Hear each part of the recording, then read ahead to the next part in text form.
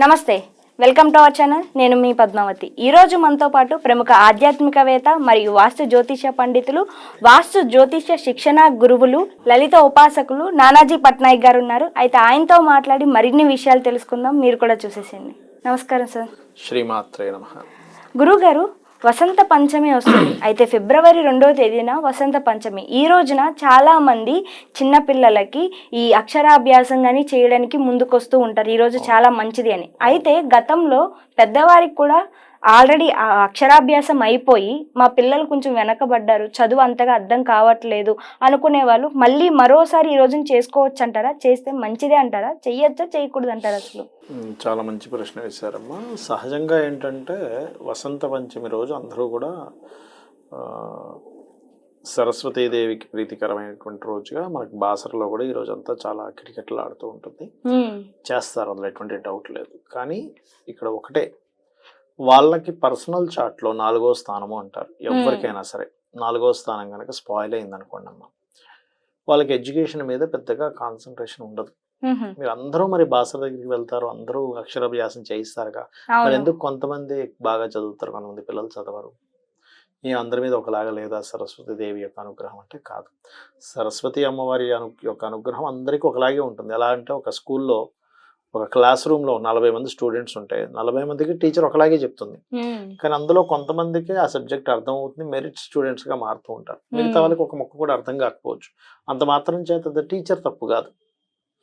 Student యొక్క concentration పెట్టకపోవడము, స్టూడెంట్కి అంత శక్తి లేకపోవడము, అండర్స్టాండ్ చేసుకునేంత పవర్ లేకపోవడము జరగడం వల్ల జరుగుతూ ఉంటుంది. అలాగే చాలామంది ఇక్కడే తప్పుగా భావిస్తుంటారు. అదేంటి, మేము కూడా వసంత పంచమి రోజే అక్షరాభ్యాసం చేయించాము, మరి మా పిల్లవాడు లేదా మా పాపకి ఎందుకు అంత మెరిట్గా అవ్వలేకపోతున్నారు, వాళ్ళకి ఎందుకు అవుతుంది అంటే, ఇట్స్ డిపెండ్ ఆన్ అక్కడ మీకు ఫ్లో వచ్చినా కూడా ఇక్కడ తట్టుకునే శక్తి ఉండదు కొంతమందికి. అలాంటప్పుడు ఏం చేయాలంటే, ఈ వసంత పంచమి రోజు 100% మంచి రోజు, అందులో ఎటువంటి సందేహం లేదు. ఓకే, కాబట్టి ఆ రోజు అక్షరాభ్యాసం చేయిస్తూ పిల్లల యొక్క 4వ స్థానము 9వ స్థానము అంటారు. 9వ స్థానం అంటే గురుస్థానము, 4వ స్థానం అంటే విద్యాస్థానము. గురువు చెప్పేటువంటిది వీళ్ళు రిసీవ్ చేసుకునేటువంటి ఎనర్జీ వీళ్ళకి పెరగాలి ఫస్ట్. ఇప్పుడు మీరు ఎంత చెప్పినా మీకు రిసీవింగ్ ఎనర్జీ లేకపోతే ఏం లాభం చెప్పండి? మీకు ఒక భాష రాదమ్మా, ఉదాహరణకి ఏదో మలయాళంలోనే మాట్లాడుతున్నా, మీకు అర్థం కాదు మలయాళం, ఏమర్థమవుతుంది? మీకు వచ్చిన భాషలోనే మాట్లాడితే మీకు అర్థమవుతుంది కదా. అలాగే ఏమవుతుందంటే, ఒక సబ్జెక్టు గురించి బేసిక్స్ కూడా సరిగ్గా లేనప్పుడు మాస్టర్ వచ్చి అడ్వాన్స్ లెవెల్స్ చెప్తుంటే మనకి ఏం అర్థం కాదు.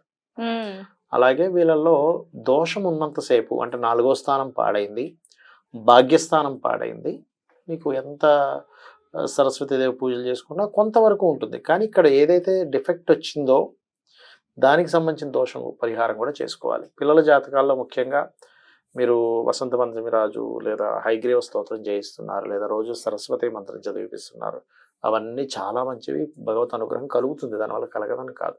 కానీ పర్సనల్ చార్ట్లో పూర్వజన్మల్లో ఏ కర్మలు చేయడం వల్ల వీళ్ళకి ఇబ్బంది కలిగింది అనే విషయం మనం తెలుసుకోగలగాలి. ఎందుకంటే మీరు గమనించండి, మనకి మహాకవి కాళిదాసు గురించి మీరు వినే ఉంటారు.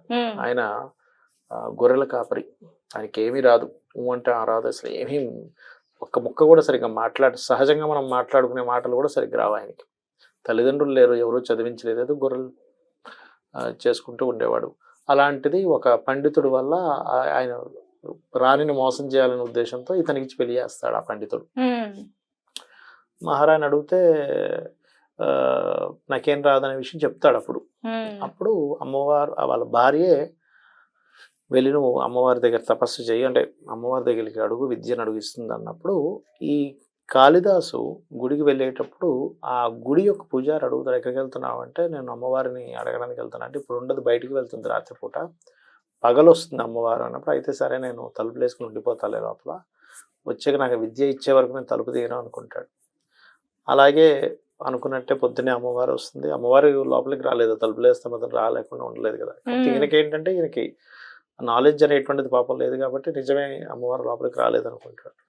అలాంటిది నువ్వు తలుపు తీయంటే, లేదు నువ్వు నాకు విద్య ఇస్తే నేను తలుపు తీస్తా అంటాడు. అప్పుడు అమ్మవారు అక్కడికి వచ్చినప్పుడు, సరే విద్యనిస్తాలే అన్నప్పుడు అమ్మవారు ఒక మాట అంటుంది, నీకు 7 జన్మల అజ్ఞానం ఉంది, నీకు 7 జన్మలు ఇంకా ఎత్తాలి, ఇలాగే అజ్ఞానంతో ఉండాలి, కానీ నేను ప్రసన్నమయ్యాను కాబట్టి నీకు ఇప్పటికిప్పుడే 7 జన్మలు కంప్లీట్ చేసి నీకు జ్ఞానాన్ని జ్ఞానాన్ని ఇస్తానని చెప్తుంది. ఓకే. అయితే ఆ మాట అన్నప్పుడు అమ్మవారు కాలికగా ఉంటుంది, కాళీ అమ్మవారి రూపంలో ఉంటుంది. కాళీ అమ్మవారు ఏంటంటే జన్మల్ని క్లియర్ చేయగలరు. ఆ క్లియర్ చేసిన వెంటనే మారిన అవతారం ఏంటంటే రాజశ్యామల, శ్యామల అమ్మవారుగా మారుతుంది. శ్యామల అమ్మవారు ఏంటంటే సరస్వతి స్వరూపం, విద్యా స్వరూపం. కాబట్టి ఆ విద్యలో అప్పుడు ఇవ్వడం వల్ల అప్పటి వరకు అసలు ఏమీ రాని వ్యక్తి సడన్ గా అప్పటికప్పుడు మాణిక్యమైన ముపలాలయంతి మదాల్లసా మంజుల వాగ్విలాస అనేటువంటి శ్యామల దాండగా చదువుతాడు. చాలా బాగుంటుంది అది. అంటే ఇక్కడ మనం అర్థం చేసుకోవాల్సింది ఏంటంటే ఫస్ట్ మీకు ఏదో జన్మల్లో కొన్ని ఉంటాయి. పోయిన జన్మలో ఎవరిదో విద్యా సంబంధించిన విషయంలో దూషించడమో, మాస్టర్ని దూషించడం వల్ల ఆ కర్మ అనేటువంటిది వదిలిపెట్టదు. మీరు చేయడం వల్ల కొంత ఎఫెక్ట్ అనేటువంటిది ఉంటుంది. వసంత పంచమి రోజు సరస్వతి పూజ చేయించడం వల్ల, అక్షరాభ్యాసం వల్ల, హైగ్రీవ స్తోత్రం చదవడం వల్ల కొంతవరకు మీకు సేవ్ అవుతుంటారు. కానీ మీకు కంప్లీట్గా క్లియర్ అవ్వాలంటే ఒకటి వాళ్ళకి ఆ 4వ స్థానము 9వ స్థానము ఎలా ఉంది, ఏదైనా పాపగ్రహాలు ఉన్నాయా చూసుకుని వాటికి సంబంధించిన దానాలు ఇచ్చుకుంటే క్లియర్ చేసుకోవాలి. అప్పుడు ఇంకొంచెం ముందుకు కదులుతుంది. అలాగే మీరు ఇందాక మొదట్లో అడిగినట్టుగా మొట్టమొదటి అక్షరాభ్యాసం చేసే వాళ్ళు మాత్రమే కాకుండా విద్యా సంబంధించిన విషయంలో సరిగ్గా పురోగతి లేనటువంటి వారు వసంత పంచమి నాడే కాకుండా నిత్యము కూడా హయగ్రీవ స్తోత్ర పఠనం గనక చేయగలిగితే వాళ్ళకి ఇప్పుడు సరస్వతీదేవి విద్యలకు ఎలాగో హయగ్రీవుడు జ్ఞానానందమయం దేవం నిర్మల స్ఫటికాకృతం ఆధారం సర్వ విద్యానం, అన్ని విద్యలకు ఆధారం హయగ్రీవుడు. హయగ్రీవం ఉపాస్మహే అంటూ ఉంటారు. కాబట్టి హయగ్రీవ మంత్రం ఒక్క 10 నిమిషాలు రోజు చేయమని చెప్తే పిల్లలకి ఫస్ట్ వాళ్ళ క్లారిటీ పెరుగుతుంది. అసలు ఎందుకు చదవాలి, ఫస్ట్ ఆఫ్ ఆల్ ఏంటంటే పిల్లలకి తెలివితేటలు లేక చదవకపోవడం కదా, క్లారిటీ లేదు. ఎందుకు చదవాలి, అమ్మ నాన్న చదువు చదువు చదువు అంటున్నారు కానీ నేను ఎందుకు చదవాలనే క్లారిటీ ఉండదు వాళ్ళకి. ఆ క్లారిటీ అనేటువంటిది పెరుగుతుంది. చదువు మీద ఇంట్రెస్ట్ ఎప్పుడైతే పెరిగిందో చదువుని ఎంజాయ్ చేస్తాడు. ఎంజాయ్ చేసినప్పుడు బాగా చదువుతాడు, కష్టంగా అనుకున్నప్పుడు చదవడు. సో ఆ రకంగా ఏ పనైనా చదువనే కాదు, కొంతమంది చూడండి వాళ్ళ ఎడ్యుకేషన్ తర్వాత ఉండే ప్రొఫెషన్లో కొంతమంది టాప్ రేంజ్కి వెళ్తూ ఉంటారు, కొంతమంది వెళ్ళలేకపోతుంటారు. అది కూడా ఎంజాయ్ చేయడం వల్ల వెళ్ళగలిగాడు అక్కడ వరకు. ఎంజాయ్ చేయలేకపోతే అబ్బా నాకు ఈ పని ఏమిట్రా బాబు, ఎప్పుడు 5 అయిపోతుందో, ఎప్పుడు ఇంటికి వెళ్ళిపోదాం అన్నట్టు ఉంటుంది. కొంతమంది నైట్ 9-10 అయినా ఆఫీసులో కూర్చుంటారు, ఎందుకంటే because of the enjoying there lifes. అలా ఏంటంటే చదువును ఎంజాయ్ చేసేటువంటి యోగం హయగ్రీవుడు, శ్యామల అమ్మవారు, సరస్వతి రూపంలో ఉన్నటువంటి ఆ యొక్క అమ్మవారు మనకి చదువు మీద ఎంజాయ్ చేసేలా చేస్తుంది. కాబట్టి సర్వసాధారణంగా కొన్ని ప్రాంతాల్లో ఒక పద్ధతి ఉంది.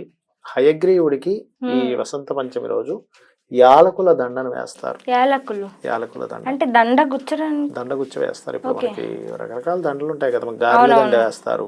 మళ్ళీ గారెల దండ ఏంటి అనుకుంటే ఎట్లా, యాలకుల దండ వేస్తారు. ఎందుకంటే అది జ్ఞానానికి ప్రతీకగా హయగ్రీవుడికి అది వేస్తే కొంత వీళ్ళకి చదువు విషయంలో ఆటంకాలు తొలగుతాయి అనేటువంటి భావనతో రకరకాల పూల దండలు వేయరా మనం, పూల దండలు వేస్తాము. ఇప్పుడు శాఖ మనకి అమ్మవారికి అనేక రకమైన కూరగాయలతో అలంకరిస్తాం, అట్లాగే యాగల దండ కూడా వేస్తారు. దానివల్ల ఏంటంటే దోషం పోతుంది అనేటువంటి కొన్ని ప్రాంతాల వాళ్ళు కొన్ని శాస్త్రాల్లో చెప్పబడింది. ఆ రకంగా కూడా చేయడము. పిల్లలకి ముఖ్యంగా ఏంటంటే వాస్తుపరంగా కూడా గృహంలో పడమర నైరుతి అంటారు. అంటే నైరుతి బెడ్రూమ్లో వెస్ట్ సైడ్, అంటే ఉదాహరణకి ఇది నైరుతి బెడ్రూమ్ అనుకోండి, ఇది తూర్పు అనుకోండి, ఇది పడమర కదా. ఈ పడమర భాగంలో ఆ నైరుతి బెడ్రూమ్లో పడమర గోడ దగ్గర బుక్స్ కనుక పెట్టి అక్కడ చదువుకునేలాగా వాళ్ళకి కనుక ఏర్పాటు చేస్తే అది వాస్తుశాస్త్రంలో పడమర నైరుత్యో హృదయే విద్యాభ్యాస మందిరం అని చెప్పబడింది.